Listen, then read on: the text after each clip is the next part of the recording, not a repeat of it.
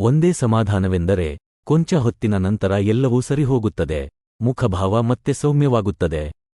ದನಿ ಹಿಂತಿರುಗುತ್ತದೆ. ಎದುರಿಗೆ ನಿಂತ ಜಮಾದಾರನ ಅಚ್ಚರಿಯನ್ನೂ ಹಾಗೇ ಇರುತ್ತದಾದರೂ ಹಿಮವಂತ ಅವನಿಗಿಂತ ಬೇಗ ಚೇತರಿಸಿಕೊಂಡು ಬಿಡುತ್ತಾನೆ. ಭೇಟಿಯಾದ ಮೊದಲ 3-4 ನಿಮಿಷ ಮಾತ್ರ ತನಗೂ ಜಮಾದಾರನಿಗೂ ಸಂಬಂಧಿಸಿದ ಅನೇಕ ಸಂಗತಿಗಳ ಬಗ್ಗೆ ಹಿಮವಂತ ನಿರರ್ಗಳವಾಗಿ ಮಾತನಾಡಿ ಸುಮ್ಮನಾಗುತ್ತಾನೆ. ಹಾಗಂತ ಸಮಾಧಾನ ಪಟ್ಟುಕೊಳ್ಳುವುದರೊಳಗಾಗಿಯೇ ಮತ್ತೊಂದು ಅನಾಹುತಕಾರಿ ಘಟನೆ ನಡೆದುಹೋಯಿತು. ಎಂಥ ನಸೀಬೋ ಈ ನಂದಕ್ಕನದು! ಇದು ಪುಣ್ಯಕ್ಕಾಯಿತೋ ಪಾಪಕ್ಕಾಯಿತೋ ಹೇಳೋದು ಹ್ಯಾಗೆ? ಇಷ್ಟು ದಿನ ಇಲ್ಲದ್ದು ಈ ವಯಸ್ಸಲ್ಲಿ ಬಸುರಿಯಾಗಿ ಬಿಟ್ಟಿದ್ದಾಳೆ. ನಂದಕ್ಕನಿಗೆ ಇನ್ನೂ ಗೊತ್ತಿಲ್ಲ. ಹುಣ್ಣಿಮಚಂದ್ರನಂಥ ಮಗು ಹೆರತಾಳೆ. ಅದೊಂದೇ ಸಂತೋಷ. ಮಗ ಹುಟ್ಟಿದ 3ನೇ ದಿನ ಅವನ ಜಾಗದಲ್ಲಿ ಅವನಿರೋದಿಲ್ಲ. ನಂದಕ್ಕನ ಜಾಗದಲ್ಲಿ ನಂದಕ್ಕ ಇರೋದಿಲ್ಲ. ಇದನ್ನೇನು ಪುಣ್ಯ ಅಂತೀಯೋ ಪಾಪ ಅಂತೀಯೋ? ಅತ್ಯಂತ ಕರ್ಕಶವಾದ ದನಿಯಲ್ಲಿ ಮಾತನಾಡಿಬಿಟ್ಟಿದ್ದ ಹಿಮವಂತ. ಆಗಲೇ ಅವನಿಗೂ ರಸೂಲ ಜಮಾದಾರನಿಗೂ ಗೊತ್ತಾದದ್ದು. ರಸೂಲ ಜಮಾದಾರನ ಸಮ್ಮುಖದಲ್ಲಿ ಯಾವುದೇ ವ್ಯಕ್ತಿ ಹಾದು ಬಂದರೂ ಅಲ್ಲಿ ಹಿಮವಂತ ಇದ್ದದ್ದೇ ಆದಲ್ಲಿ ಅವರ ಭವಿಷ್ಯಕ್ಕೆ ಸಂಬಂಧಿಸಿದಂತೆ ಹಿಮವಂತ ತಕ್ಷಣ ಮಾತನಾಡತೊಡಗುತ್ತಾನೆ. ನಂದಕ್ಕನ ವಿಷಯದಲ್ಲಿ ಆದದ್ದೇ ಹಾಗೆ. ಬೆಳಗಿನ ತಿಂಡಿತಟ್ಟೆ ಬಟ್ಟಲುಗಳಲ್ಲಿಟ್ಟುಕೊಂಡು ಅಕ್ಕರೆಯಿಂದ ಹಿತ್ತಲಿನ ಕೋಣೆಗೆ ಬಂದ ನಂದಕ್ಕ ಕೋಣೆಯಲ್ಲಿ ರಸೂಲ್ ಜಮಾದಾರನನ್ನು ನೋಡಿ, ನೀವು ಬಂದಿರೋದು ಗೊತ್ತಿರಲಿಲ್ಲ. ನಿಮಗೊಂದು ತಟ್ಟೆ ತಂದು ಬಿಡ್ತೀನಿರಿ, ತಿಂಡಿ ತಿಂದು ಹೋಗಿರಂತೆ ಅಂದು ಅವನ ಉತ್ತರಕ್ಕೂ ಕಾಯದೆ ಮತ್ತೊಂದು ತಟ್ಟೆ ತರಲು ತಮ್ಮ ಮನೆಯೆಡೆಗೆ ಹೊರಟಳು. ಆಕೆ ಕೋಣೆಯಿಂದ ಹೊರಬೀಳುತ್ತಿದ್ದಂತೆಯೇ ಹಿಮವಂತ ಬಡಬಡಿಸಲು ಪ್ರಾರಂಭಿಸಿದ್ದ. ಎಂಥ ನಸೀಬೋ ಈ ನಂದಕ್ಕನದು! ಅವನಾಡಿದ ಮಾತುಗಳನ್ನು ಕೇಳಿಸಿಕೊಂಡಿದ್ದರೆ ಅವತ್ತು ನಂದಕ್ಕ ಏನಾಗಿ ಬಿಡುತ್ತಿದ್ದಳೋ? ಹಿಮವಂತನ ವೈಪರೀತ್ಯಕ್ಕಿದ್ದ ಮತ್ತೊಂದು ಸಮಾಧಾನಕರ ಅಂಶವೆಂದರೆ ಅವನು ಕೇವಲ ರಸೂಲ ಜಮಾದಾರನೋ ಮಾತ್ರ ಅದನ್ನೆಲ್ಲ ಮಾತನಾಡುತ್ತಿದ್ದ. ಕೋಣೆಗೆ ಹಿಂತಿರುಗಿದ ನಂದಕ್ಕ ಥೇಟು ತಾಯಿಯಂತೆ ಇಬ್ಬರಿಗೂ ತಟ್ಟೆಗಳಲ್ಲಿ ಇಡ್ಲಿ ಹಾಕಿಕೊಟ್ಟು ಉಪಚರಿಸುತ್ತಾ ನಿಂತಿದ್ದರೆ ಎಲ್ಲಿ ತನ್ನ ನಿಯಂತ್ರಣ ತಪ್ಪಿ ಮಾತನಾಡಿಬಿಡುತ್ತೇನೋ ಎಂದು ಹಿಮವಂತ ಚಡಪಡಿಸಿಬಿಟ್ಟ. ನಂದಕ್ಕೆ ತನ್ನ ಕಣ್ಣೆದುರಿನಿಂದ ಹೊರಟು ಹೋದರೆ ಸಾಕು. ಆಕೆಯ ಭವಿತವ್ಯದ ಕುರಿತಂತೆ, ಸಾವು ಬದುಕಿನ ಕುರಿತಂತೆ ಮತ್ತೇನೇನು ವಿವರಗಳು ತನ್ನ ನಿಯಂತ್ರಣ ತಪ್ಪಿ ಹೊರಬಿದ್ದು ಬಿಡುತ್ತವೋ ಎಂದು ಕಳವಳಗೊಂಡಿದ್ದ. ಅಂಥದ್ದೇನೂ ಆಗಲಿಲ್ಲ. ಆದರೆ ಇಂಥದೊಂದು ವಿಲಕ್ಷಣ ಅತಿಮಾನುಷ ಶಕ್ತಿ ಧರಿಸಿಕೊಂಡ ಹಿಮವಂತನಿಗಾಗಲಿ ಅದಕ್ಕೆ ಏಕೈಕ ಸಾಕ್ಷಿಯಾಗಿ ಸಂಭವಿಸಿದ್ದ ರಸೂಲ್ ಜಮಾದಾರನಿಗಾಗಲಿ ಗೊತ್ತಿಲ್ಲದ ಸಂಗತಿಯೊಂದು ಅವತ್ತೂ ರಾತ್ರಿ ಘಟಿಸಿ ಹೋಗಿತ್ತು. ಇಡೀ ದಿನದ ಕೆಲಸ ಮುಗಿಸಿದ ನಂದಕ್ಕೆ ರಾತ್ರಿ ಊಟವಾದ ಮೇಲೆ ಮಲಗುವ ಕೋಣೆಗೆ ಹೋದ ನಂದಕ್ಕೆ ಸೀರೆ ಬದಲಿಸಲೆಂದು ನಿಂತವಳು ತೀರಾ ಆಕಸ್ಮಿಕವಾಗಿ ಕನ್ನಡಿ ನೋಡಿಕೊಂಡಳು. ತನ್ನನ್ನು ತಾನು ನಿಯಂತ್ರಿಸಿಕೊಳ್ಳದಿದ್ದರೆ ಕಿಟಾರನೆ ಕಿರುಚಿಕೊಳ್ಳುತ್ತಿದ್ದಳೇನೋ? ಆ ಪರಿಯ ದಿಗಿಲು ಆಕೆಯನ್ನು ಭೀತಿಗೀಡು ಮಾಡಿತ್ತು. ಬೆಳಗ್ಗೆ ಸ್ನಾನದ ಮನೆಯಲ್ಲಾಗಲಿ ಸೀರೆಯುಡುವಾಗಲಾಗಲಿ ಇರಲಿಲ್ಲ. ಈಗ ಹಠಾತ್ತನೆ ಕಾಣಿಸಿಕೊಂಡಿದೆ. ಒಂದು ಅರ್ಧ ಅಂಗೈ ಗಾತ್ರದ ಕಡುಗಪ್ಪು ಮಚ್ಚೆ, ಸರಿಯಾಗಿ ಹೊಟ್ಟೆಯ ಮೇಲೆ, ಹೊಕ್ಕುಳಿಗಿಂತ ಕೊಂಚ ಕೆಳಗೆ. ಮೊದಲು ಏನೋ ಕಪ್ಪು ಮೆತ್ತಿಕೊಂಡಿರಬೇಕು ಅನ್ನಿಸಿತು. ತಿಕ್ಕಿ ನೋಡಿದರೆ ತರಕು ಮಚ್ಚೆ. ಮಾಯ್ದ ಗಾಯದ ಗುರುತಿನಂತಹುದೂ ಅಲ್ಲ, ಥೇಟು ಹುಟ್ಟು ಮಚ್ಚೆಯಂತಹುದು. ಇಷ್ಟು ವರ್ಷ ಇರದಿದ್ದು ಈಗ 49ನೇ ವಯಸ್ಸಿನಲ್ಲಿ ಇದೆಲ್ಲಿಂದ ಬಂತು ಅಂದುಕೊಂಡಳು ನಂದಕ್ಕ. ಇನ್ನು ಮೇಲೆ ಮಚ್ಚೆಯ ಮೇಲೆ ಸಣ್ಣಗೆ ಕೂದಲು ಮೊಳೆಯುತ್ತವೆಂದಾಗಲಿ, ಸರಿಯಾಗಿ 9 ತಿಂಗಳು ತುಂಬುತ್ತಿದ್ದಂತೆಯೇ ಆ ಮಚ್ಚೆ ತನ್ನ ಸಾವನ್ನು ಕೈ ಹಿಡಿದು ಕರೆತರುತ್ತದೆಂದಾಗಲಿ ಅಮಾಯಕ ಹೆಣ್ಣು ಮಗಳು ನಂದಕ್ಕನಿಗೆ ಹೇಗೆ ಗೊತ್ತಾಗಬೇಕು? ಗಂಡನಿಗೆ ಇಂಥದೊಂದು ಮಚ್ಚೆ ಒಡಮೂಡಿದೆಯೆಂದು ತಿಳಿಸುವ ಮೊದಲು ಡಾಕ್ಟರರನ್ನೊಮ್ಮೆ ಕಂಡುಬರುವುದು ವಾಸಿ ಅಂದುಕೊಂಡಳು.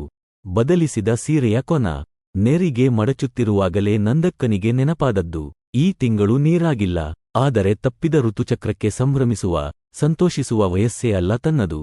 ಇನ್ನೇನು ಋತುಚಕ್ರ ನಿಲ್ಲುವ ದಿನಗಳು ಆಸನ್ನವಾಗುತ್ತಿರಬೇಕು. ಯಾವತ್ತಿಗೂ ಫಲಿಸದ ಗೊಡ್ಡು ಗರ್ಭ ಈ 49ರ ತುದಿಗಾಲದಲ್ಲಿ ಫಲಿಸಿತೆ.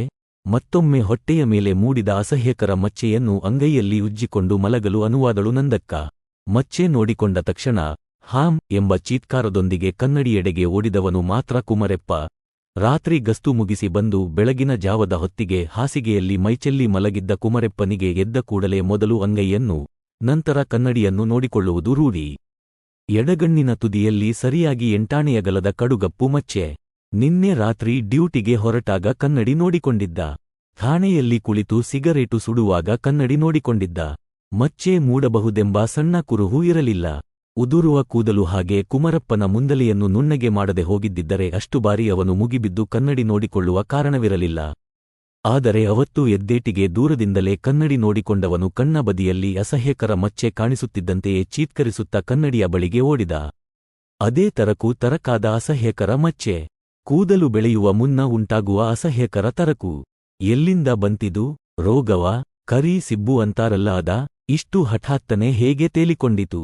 ಮಧ್ಯಾಹ್ನದೊಳಗಾಗಿ ಚರ್ಮವ್ಯಾಧಿಗೆ ಚಿಕಿತ್ಸೆ ನೀಡುವ ಡಾಕ್ಟರಿಗೆ ತೋರಿಸಬೇಕು ಅಂದುಕೊಂಡ. ಮತ್ತೆ ಮಲಗಲು ಪ್ರಯತ್ನಿಸಿದನಾದರೂ ನಿದ್ದೆ ಬರಲಿಲ್ಲ. ಸಾವು ತನ್ನ ಮುಖದ ಮೇಲೆಯೇ ತನ್ನ ಹೆಬ್ಬೆಟೊಂದನ್ನು ಒತ್ತಿಬಿಟ್ಟಿದೆ ಎಂಬುದು ಗೊತ್ತಾಗಿದ್ದಿದ್ದರೆ ಸಬ್ಇನ್ಸ್ಪೆಕ್ಟರ್ ಕುಮರೆಪ್ಪ ಉಳಿದ 15-20 ದಿನಗಳನ್ನು ಕೂಡ ಬಹುಶಃ ನಿದ್ರೆಯಿಲ್ಲದೆಯೇ ನರಳುತ್ತಾ ಕಳೆಯುತ್ತಾ. ನಿರಾಸಕ್ತಿಯಿಂದಲೇ ಸ್ನಾನ, ಊಟ ಮುಗಿಸಿ, ಖಾಕಿ ಧರಿಸಿ ಠಾಣೆಗೆ ಹೊರಟ ಕುಮರೆಪ್ಪ ಠಾಣೆಯ ಮುಂದೆ ಬೈಕಿಳಿಯುತ್ತಿದ್ದಂತೆಯೇ ಹಿಮವಂತ್ ಠಾಣೆಯೊಳಗಿನ ಬೆಂಚೊಂದರ ಮೇಲೆ ಕುಳಿತಿದ್ದವನು ಅಸಹನೆಯಿಂದ ಚಡಪಡಿಸತೊಡಗಿದ.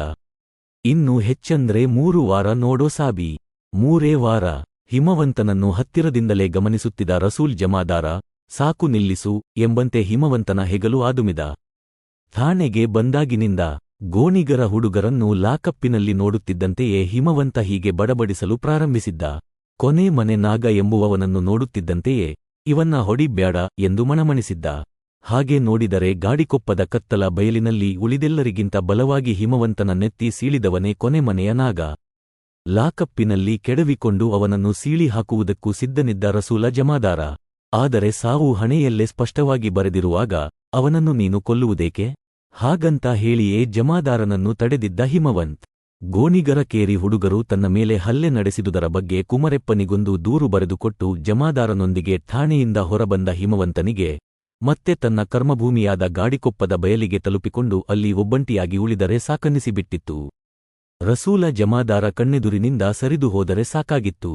ಠಾಣೆಯಿಂದ ಹೊರಬಿದ್ದು 4 ಹೆಜ್ಜೆ ನಡೆದವನು ಹಾಗಂತ ಹೇಳಿಯೂ ಬಿಟ್ಟ. ಸಾಹೇಬರೇ, ನೀವಿನ್ನೂ ನಿಲ್ಲಿ, ನಾನು ಗಾಡಿಕೊಪ್ಪಕ್ಕೆ ಹೋಗಬೇಕು. ನಿಮಗೆ 2 ದಿನ ಬೀಳ್ಕೊಂಡು ಸಿಸ್ತೀನಿ. ನಾನು ಹೇಳಿದ ವಿಷಯಗಳೆಲ್ಲ ನಿಮ್ಮಲ್ಲೇ ಇಲ್ಲ. ನಿಧಾನವಾಗಿ ಕೂಡ್ಕೊಂಡು ಮಾತಾಡೋಣ. ನಾನು ಬದ್ದೀನಿ ಅಂದವನೇ ದಾಪುಗಾಲಿಕ್ಕಿಕೊಂಡು ಹೋಗಿಬಿಟ್ಟಿದ್ದ ಹಿಮವಂತ್. ಮತ್ತೆ ಗಾಡಿಕೊಪ್ಪದ ಬಯಲಿಗೆ ಹೋಗುತ್ತಾನಾ? ಒಬ್ಬನೇ. ಅವನನ್ನು ತಡೆಯಬೇಕೆನ್ನಿಸಿದರೂ ರಸೂಲ್ ಜಮಾದಾರ ಆ ಪ್ರಯತ್ನ ಮಾಡಲಿಲ್ಲ. ಅವನ ದೃಷ್ಟಿಯಲ್ಲಿ ಹಿಮವಂತನಾಗಲೇ ದೇವರಾಗಿ ಬಿಟ್ಟಿದ. ಯಾರಾದರೂ ದೇವರ ಮೇಲೆ ಹಲ್ಲೆ ಮಾಡುತ್ತಾರಾ? ಮೊದಲ 4 ದಿನ ನಂದಕ್ಕನ ಆರೈಕೆಯಲ್ಲಿದ್ದು ಚೇತರಿಸಿಕೊಂಡ ಹಿಮವಂತ್ ಯಥಾಪ್ರಕಾರ ಉರಿಬಿಸಿಲಲ್ಲಿ ನಿಂತು ಗಾಡಿಕೊಪ್ಪದಲ್ಲಿ ಆಳುಗಳಿಂದ ಕೆಲಸ ಮಾಡಿಸತೊಡಗಿದ ಮೇಲೆ ಸೀಳಿದ ನೆತ್ತಿಯ ಗಾಯ ಅವನಂದುಕೊಂಡದ್ದಕ್ಕಿಂತ ಬೇಗನೆ ಮಾಯ್ದಿತ್ತು. ಹೊಲಿಗೆ ಬಿಚ್ಚಿಸಿಕೊಂಡು ಬಂದ ದಿನ ಮಾತ್ರ ತಲೆಯೆಲ್ಲ ಜೋಮು ಹಿಡಿದಂಥ ಭಾವ ಸಂಜೆ ಹೊತ್ತಿಗೆ ತನ್ನನ್ನು ರಸೂಲ್ ಜಮಾದಾರ ಹುಡುಕಿಕೊಂಡು ಬಂದಾಗ ಯಥಾಪ್ರಕಾರ ತನ್ನ ಹಿಡಿತ ತಪ್ಪಿದ ವರ್ತನೆ. 4-6 ನಿಮಿಷಗಳಲ್ಲಿ ಯಥಾಸ್ಥಿತಿ.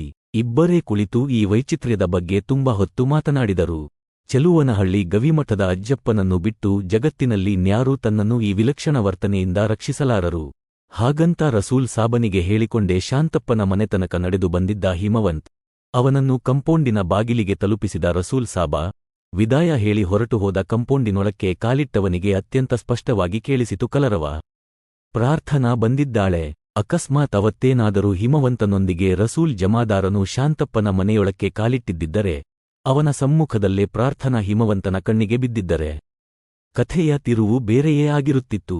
ಏಕೆಂದರೆ ಪ್ರಾರ್ಥನಾಳ ಪಕ್ಕದಲ್ಲಿ ಊರ್ಮಿಳಾ ಕುಳಿತಿದ್ದಳು ಮತ್ತು ಅವರಿಬ್ಬರೆದುರಿಗೆ ದೇಬ್ ಕುಳಿತಿದ್ದ. ದೇಬಶಿಶು ಚಂದ್ರನಾಥ ಬಂಡೋಪಾಧ್ಯಾಯ. ಪ್ರಾರ್ಥನಾಳ ಕಣ್ಣುಗಳಲ್ಲಿ ಚಂಡಮಾರುತ. ಅವಳು ಚೀರಲಿಲ್ಲ, ಉದ್ಧರಿಸಲಿಲ್ಲ, ನಗೆಯರಳಿಸಲಿಲ್ಲ. ಪಕ್ಕದಲ್ಲೇ ಕುಳಿತಿದ್ದ ಗೆಳೆಯರು ಏನೆಂದುಕೊಂಡಾರೆಂದು ಯೋಚಿಸಲೂ ಇಲ್ಲ. ಬಾಗಿಲಲ್ಲಿ ನಿಂತವನೆಡೆಗೆ ನೀರು ತುಂಬಿದ ಕಣ್ಣುಗಳಲ್ಲಿ ನೋಡಿದಳು. ಹೀಮೂ ಎಂಬ ಸಣ್ಣ ಉದ್ಗಾರವೊಂದು ಅವಳಲ್ಲಿ ಸ್ಫುರಿಸಿ ಅಲ್ಲೇ ಇಂಗಿದಂತಾಯಿತು. ಒಂದು ಕ್ಷಣದ ಮಟ್ಟಿಗೆ ತನ್ನ ನಿಯಂತ್ರಣದಲ್ಲಿ ತಾನಿಲ್ಲವೆನಿಸಿತು. ಸಂಭಾಳಿಸಿಕೊಂಡು ಎದ್ದವಳೆ ನಡೆದು ಹೋಗಿ ಹೊಸ್ತಿಲ ಬಳಿ ನಿಂತವನ ಪಾದಗಳೆರಡಕ್ಕೂ ಹಣೆ ಹಚ್ಚಿ ನಮಸ್ಕರಿಸಿದಳು. ಹಿಮವಂತ ಸುಮ್ಮನೆ ಕಣ್ಮುಚ್ಚಿದ. ಅವನ ಅಂತರ್ಯದಲ್ಲೆಲ್ಲೋ ಒಂದು ಪುಟ್ಟ ಬಳ್ಳಿ ಹಿತವಾಗಿ ಕದಲಿದಂತಾಯಿತು. ವಾಟ್ಸ್ ಗ್ರೇಟ್ ಅನ್ನುತ್ತಾ ಎದ್ದು ನಿಂತವನು ದೇಬ್. ಅವನು ಪ್ರಾರ್ಥನಾಳನ್ನು ಅಷ್ಟೊಂದು ಪರಿಶೀಲನೆಯಿಂದ ನೋಡಿದ್ದು ಅದೇ ಮೊದಲು. ದಾವಣಗೆರೆಯಿಂದ ಶಿವಮೊಗ್ಗ ತಲುಪುವ ತನಕ ಕಾರಿನ ಹಿಂದಿನ ಸೀಟಿನಲ್ಲಿ ತನ್ನ ಪಾಡಿಗೆ ತಾನೆಂಬಂತೆ ಕುಳಿತಿದ್ದ ದಟ್ಟ ಗುಂಗುರು ಕೂದಲಿನ ದೊಡ್ಡ ಕಣ್ಣಿನ ಹುಡುಗಿ ಹೆಚ್ಚೆಂದರೆ 1-2 ಬಾರಿ ಹಾಂ ಅಂದಿತ್ತು. 2 ಬಾರಿ ಸಣ್ಣ ದನಿಯಲ್ಲಿ ಹಿಂದಿ ಹಾಡುಗಳ ಕೆಸೆಟ್ಟು ಕೇಳುತ್ತಾ ಸಡಗರದಿಂದಲೇ ಡ್ರೈವ್ ಮಾಡುತ್ತಿದ್ದ ದೇಬ್ ತನ್ನೆಲ್ಲ ಮಾತು, ನಗೆ, ಬೆರಗು, ಬೆಳಕುಗಳನ್ನೆಲ್ಲ ಸುರಿಯುತ್ತಿದ್ದುದು ಊರ್ಮಿಳೆಯ ಮೇಲೆ. ಅವಳು ಎಷ್ಟು ವರ್ಷ ಕಾಯಿಸಿದರೂ ಕಾದೇನು, ಒಂದು ಮುಗುಳ್ಳಗೆ ನನಗಾಗಿ ಅವಳ ತುಟಿಯಲ್ಲರಳಲಿ. ಅವತ್ತಿಗೆ ಬದುಕು ಸಾರ್ಥಕ ಅಂದುಕೊಳ್ಳುತ್ತಿದ್ದ. ಅವನ ನಿರರ್ಗಳ ಝರಿಯಂತಹ ಮಾತು ಕೇಳಿಸಿಕೊಳ್ಳುತ್ತಲೇ ಬಂದ ಊರ್ಮಿಳೆ ನಿರಾಸಕ್ತಿ, ಅಸಡ್ಡೆ ತೋರಲಿಲ್ಲವಾದರೂ ದೇಬ್ ನಿರೀಕ್ಷಿಸಿದ ಸಮ್ಮತಿಯ ಮಂದಹಾಸ ಸದ್ಯಕ್ಕೆ ಅರಳಿತೆಂಬ ಅತಿ ಚಿಕ್ಕ ಹಿಂಟ್ ಕೂಡ ಕೊಟ್ಟಿರಲಿಲ್ಲ. ಅವರಿಬ್ಬರ ಆ ಧಾರಾಕಾರದ ಹರಟೆಯ ಮಧ್ಯೆ ಪ್ರಾರ್ಥನಾ ಮರೆತೇ ಹೋಗುತ್ತಿದ್ದಳು. ಹಿಮವಂತನ ಪಾದಕ್ಕೆ ಹಣೆಯಿಟ್ಟು ನಮಸ್ಕರಿಸಿದ ಹುಡುಗಿ ಸಾಮಾನ್ಯಳೇನಲ್ಲ. ಇನ್ನು 5 ವರ್ಷಕ್ಕೆ ಡಾಕ್ಟರು. ಪ್ರೀತಿಸುತ್ತಿದ್ದಾಳೆಂಬುದು ನಿಜವೇ ಇರಬಹುದು. ಆದರೆ ಈ ಪರಿಯ ಪ್ರೀತಿ ಸಾಮಾನ್ಯದ ಹುಡುಗಿಯರಿಂದ ಸಾಧ್ಯವಾ? ದಾರಿಯುದ್ದಕ್ಕೂ ಊರ್ಮಿಳೆಯ ಸುತ್ತ ಮೈಮರೆತವನಿಗೆ ಪ್ರಾರ್ಥನಾಳನ್ನು ತಾನು ಈತನಕ ಗಂಭೀರವಾಗಿ ನೋಡಿಯೂ ಇಲ್ಲ ಅನ್ನಿಸಿದಾಗ ಏಕೋ ಕಸಿವಿಸಿಯಾದಂತಾಯಿತು. ಒಬ್ಬ ಹುಡುಗಿ, ಅದರಲ್ಲೂ ಡಾಕ್ಟರಳಾಗಲಿರುವವಳು ತಾನಿಷ್ಟಪಟ್ಟ ಗಂಡಸನ್ನು ಈ ಪರಿ ಪ್ರೀತಿಸಲು ಸಾಧ್ಯವಾ? ತೀರಾ ಭಗವಂತನನ್ನು ಪ್ರೀತಿಸಿದಷ್ಟು. ಹಲೋ, ನಾನು ದೇಬ್ ಅಂತ. ದೇಬಶಿಶು ಬಂಡೋಪಾಧ್ಯಾಯ, ಬಂಗಾಳದವನು. ಊರ್ಮಿಳಾ ನಾನು ಸ್ನೇಹಿತರು. ಪ್ರಾರ್ಥನಾಗೆ ಊರ್ಮಿಳಾ ರೂಮ್ಮೇಟ್. ನಂಗೂ ಊರ್ಮಿಳಂಗೂ ಶಿವಮೊಗ್ಗದಲ್ಲಿ ಕೆಲಸವಿತ್ತು. ಹೀಗಾಗಿ ಪ್ರಾರ್ಥನಾ ನನ್ನೊತ್ತೇಲಿ ಬಂದ್ಲು. ಇನ್ನೊಬ್ಬರ ಮಾತಿಗೆ ಅವಕಾಶವೇ ಇಲ್ಲದವನಂತೆ ಮಾತನಾಡುವುದು ದೇಬ್ನ ರೂಢಿ. ಅವನು ಮಾತನಾಡುತ್ತಲೇ ಇದ್ದ. ನನ್ನೆಸ್ತು ಹಿಮವಂತ್. ಹಿಮೂ ಅಂತ ಕರೀತಾಳೆ ಪ್ರಾರ್ಥನಾ ಅಂದ. ಹಿಮವಂತ ತನ್ನ ನೀಳವಾದ ತೋಳು ಮುಂದಕ್ಕೆ ಚಾಚಿ ದೇಬ್ನ ಅಂಗೈಯನ್ನು ತಾಕಿದಾಗ ಮಾತ್ರ ದೇಬ್ ಮಾತು ನಿಲ್ಲಿಸಿ ಬೆಚ್ಚಿಬಿದ್ದಿದ್ದ. ಈ ಮನುಷ್ಯನ ಕೈಗಳು ಕಬ್ಬಿಣದ ಸಲಾಕೆಗಳಂತಿವೆ. ಪ್ರಾರ್ಥನಾ ಕಾಲಿಗೆ ನಮಸ್ಕರಿಸಿದ ಕೂಡಲೇ ಸುಮ್ಮನೆ ಕಣ್ಮುಚ್ಚಿ ನಿಂತಿದ್ದ. ಮುಖದ ಮೇಲೆ ಅಂಥ ಹೊಳಪಿಲ್ಲ. ಶೇವ್ ಮಾಡದ ಮುಖದ ಮೇಲೆ 3 ದಿನಗಳ ಮಾಲಿನ್ಯ. ತನಗಿಂತ 2 ಇಂಚು ಎತ್ತರಕ್ಕಿದ್ದಾನೆ. ತನ್ನಷ್ಟು ಸುರದ್ರೂಪಿ ಖಂಡಿತ ಅಲ್ಲ. ಆದರೆ ಈ ಮನುಷ್ಯ ತನಗಿಂತ ದೃಢವಾಗಿದ್ದಾನೆ. ವ್ಯಕ್ತಿತ್ವಕ್ಕೊಂದು ತೂಕವಿದೆ. ಅದು ತನ್ನ ವ್ಯಕ್ತಿತ್ವಕ್ಕಿಂತ ದೊಡ್ಡದು. ಇಲ್ಲದಿದ್ದರೆ ಪ್ರಾರ್ಥನಾ ಹಾಗೆ ಪಾದಕ್ಕೆ ಹಣೆ ಹಚ್ಚಿ ನಮಸ್ಕರಿಸುತ್ತಿದ್ದಳಾ? ಇದ್ದಕ್ಕಿದ್ದಂತೆ ತಾನು ತುಂಬಾ ಮಾತಾಡಿ ಬಿಟ್ಟೆನೇನೋ ಅನ್ನಿಸಿ ಸುಮ್ಮನಾಗಿ ಹೋದ ದೇಬ್. ಊರ್ಮಿಳಾ ನನ್ನ ರೂಮ್ಮೇಟ್. ನಂಗೆ ಅಕ್ಕನ ಥರ. ಮುನ್ನಿ ಅಂತಾಳೆ. ಪರಿಚಯಿಸಿದ್ದಳು ಪ್ರಾರ್ಥನಾ. ಹಿಮವಂತ ನಿಂತಲ್ಲಿಂದಲೇ ನಮಸ್ಕರಿಸಿದ. ಅವನು ಹೊಸ್ತಿಲೊಳಕ್ಕೆ ಬಂದಾಗಿ ನಿಂದ. ಕೈ ಮುಗಿದು ನಮಸ್ಕರಿಸುವ ತನಕ ಅವನ ಮುಖಭಾವ, ಕಣ್ಣು, ಚಲನೆ, ನಿಲುವು, ಕಡೆಗೆ ಹಿಮವಂತನ ಹಣೆಯ ಮೇಲಿದ್ದ ಪುಟ್ಟ ಊತವನ್ನು ಕೂಡ ಇಂಚೂ ಬಿಡದಂತೆ ಬೆರಗು ಕಣ್ಣುಗಳಲ್ಲಿ ಗಮನಿಸುತ್ತ ಕುಳಿತಿದ್ದ ಊರ್ಮಿಳಾ ಹಿಮವಂತನಿಗೆ ಪ್ರತಿ ನಮಸ್ಕಾರವನ್ನು ಮಾಡುವುದು ಮರೆತಿದ್ದಳು. ಇಷ್ಟು ಸಾಮಾನ್ಯದ ಮನುಷ್ಯನನ್ನೇನ ಪ್ರಾರ್ಥನಾ ಪ್ರೀತಿಸುತ್ತಿರುವುದು? ರಣಬಿಸಿಲಿನಲ್ಲಿ ವರ್ಷಾಂತರಗಳಿಂದ ಕೆಲಸ ಮಾಡಿ ಬಳಲಿದವನಂತಿದ್ದಾನೆ. ಪ್ರೀತಿಸಿದ ಹುಡುಗಿಯೆಡೆಗೆ ಕಣ್ಣರಳಿಸಿ ನಗುವುದಕ್ಕೂ 2 ಸಲ ಯೋಚನೆ ಮಾಡುವಂಥ ಅನವಶ್ಯಕ ಗಾಂಭೀರ್ಯ. ಈತನ ಪಾಲಿಗೆ ಮಾತೇ ನಿಷಿದ್ಧವಿರಬೇಕು. ವಯಸ್ಸಿಗೆ ಮೀರಿ ಮೌನಿ. ವಿನಂತ ಪ್ರೀತಿಸಿದಳೋ ಪ್ರಾರ್ಥನಾ? ಒಬ್ಬಳೇ ಸಿಕ್ಕಾಗ ಕೇಳಿಬಿಡಬೇಕು ಅಂದುಕೊಂಡಳು. ಆದರೆ ಹಿಮವಂತನನ್ನು ಮನೆಯೊಡತಿ ನಂದಕ್ಕೆ ಉಪಚರಿಸಿದ ರೀತಿ, ಅವನೆಡೆಗೆ ಆಕೆಗಿದ್ದ ಗೌರವ ಬೆರೆತ ಪ್ರೀತಿ ಮತ್ತು ಆ ಮನೆಯಲ್ಲಿ ಹಿಮವಂತನಿಗಿದ್ದ ಸ್ಥಾನ ಅವ್ಯಾವೂ ಅವನ ಅಪಿಯರೆನ್ಸ್ಗೆ ತಾಳೆಯಾಗುತ್ತಿಲ್ಲ ಅಂದುಕೊಂಡಳು. ಇನ್ನೇನು ಶಾಂತಪ್ಪ ಬರುವ ಹೊತ್ತು. ಎಲ್ಲರಿಗೂ ಇಲ್ಲೇ ಅಡುಗೆ ಮಾಡಿಬಿಡಿ. ಪ್ರಾರ್ಥನಾ ಸಹಾಯ ಮಾಡುತ್ತಾಳೆ. ರಾತ್ರಿ ಊಟ ಇಲ್ಲೇ ಆಗಿಬಿಡಲಿ ಎಂದು ಹಿಮವಂತ್ ನಂದಕ್ಕನಿಗೆ ಸಲಹೆ ಕೊಡುತ್ತಿದ್ದಂತೆಯೇ ಫಣಂಗನೆ ಕುರ್ಚಿಯಿಂದ ಎದ್ದು ನಿಂತ ದೇಬ್. ಅದೆಲ್ಲ ತೊಂದ್ರೆ ತಗೊಳ್ಳಲೇಬೇಡಿ. ಶಿವಮೊಗ್ಗಕ್ಕೆ ಹೊರಡೋಕೆ ಮುಂಚೆಯೇ ಇವತ್ತು ರಾತ್ರಿ ಉಳಿಯೋದಕ್ಕೆ ಅಂತ ಒಂದು ಫಾರೆಸ್ಟ್ ಲಾಡ್ಜ್ ಬುಕ್ ಮಾಡಿಸಿಬಿಟ್ಟಿದೀನಿ. ಚಿಕ್ಕ ಮನೇಲಿ ನಾವಿಷ್ಟು ಜನ ಉಳಿದು ಬಿಟ್ರೆ ಎಲ್ಲಿಗೂ ತೊಂದರೆ. ಅದೂ ಅಲ್ಲೇ ಮಧ್ಯಾಹ್ನದ ಬಿಸಿಲಲ್ಲಿ ಜರ್ನಿ ಮಾಡಿ ಬಂದಿದೀವಿ. ಊರ್ಮಿಳಾಗೆ ಕಾಡು ಅಂದ್ರೆ ಇಷ್ಟ. ಅಲ್ಲೇ ರಿಲ್ಕಾಕ್ಸ್ ಮಾಡಲಿ. ಪ್ರಾರ್ಥನಾನ ಬೆಳಗ್ಗೆ ಹೊತ್ತಿಗೆ ವಾಪಸ್ ಕರ್ಕೊಂಡು ಬಂದು ಬಿಡ್ತೀವಿ. ಊಟಕ್ಕೂ ಫಾರೆಸ್ಟ್ ಲಾಡ್ಜ್ನಲ್ಲೇ ಹೇಳಿಬಿಟ್ಟಿದೀನಿ. ಮಾತಾಡುತ್ತಿರುವುದು ಅತಿಯಾಯಿತೇನೋ ಎನಿಸುವಷ್ಟರಲ್ಲಿ ದೇಬ್ ಪೂರ್ತಿ ಮಾತಾಡಿಬಿಟ್ಟಿದ್ದ. ಊರ್ಮಿಳಾ ತಲೆ ಕೊಡವುತ್ತಾ ಎದ್ದು ನಿಂತಳು. ಕಾಡಿನ ಲಾಡ್ಡಿನಲ್ಲಿ ರೋಕಲ್ಲ ಪ್ರಾರ್ಥನಾ ಬಂದಿರೋದು. ಅವಳು ಹಿಮವಂತ್ ಜೊತೇಲಿರ್ತಾಳೆ.